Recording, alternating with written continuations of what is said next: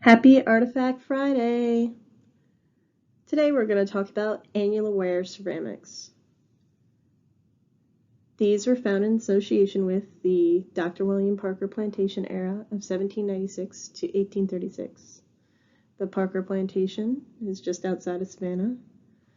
These annular wares could have been used by the enslaved people, overseer, or the Parker family. And they were found scattered across the site and within our features, or otherwise referred to as our trash pits and our trenches, and possibly in association with the structures that they lived in.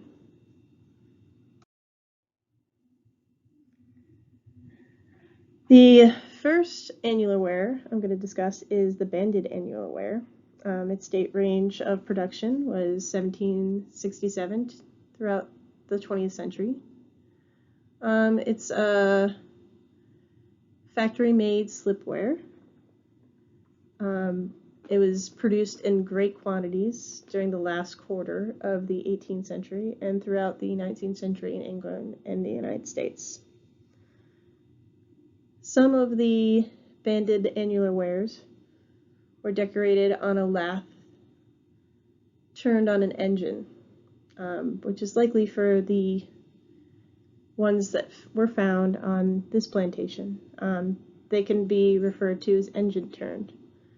And this was first developed by Josiah Wedgwood in around 1767. The banding is a primary decorative element, and they were found in conjunction with marbling or dendritic patterns found on Mocha Wear. While it's mostly found on white wares and other places, at Parker Plantation they were actually found on pearl wares and some cream wares.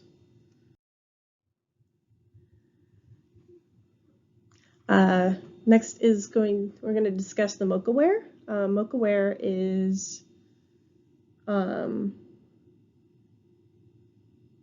a technique that was used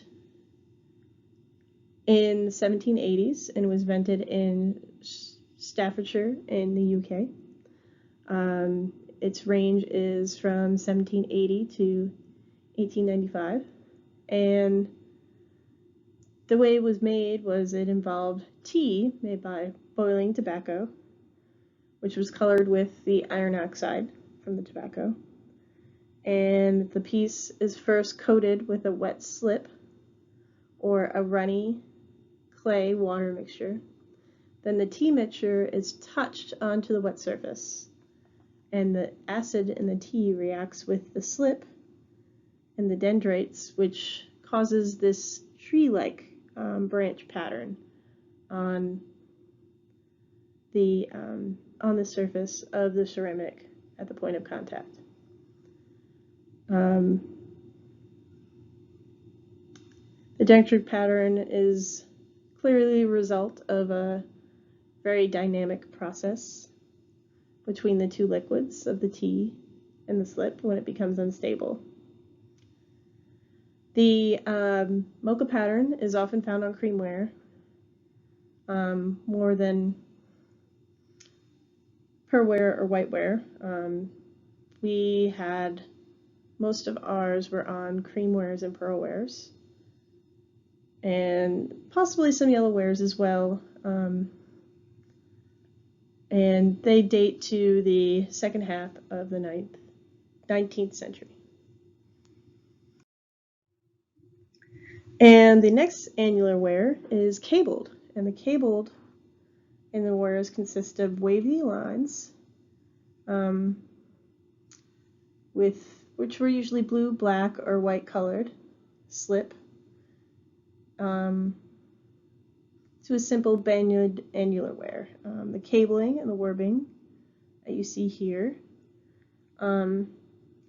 is also known as wormy finger painted, and is found commonly on pearlwares of multi-chamber pot variety. And yeah,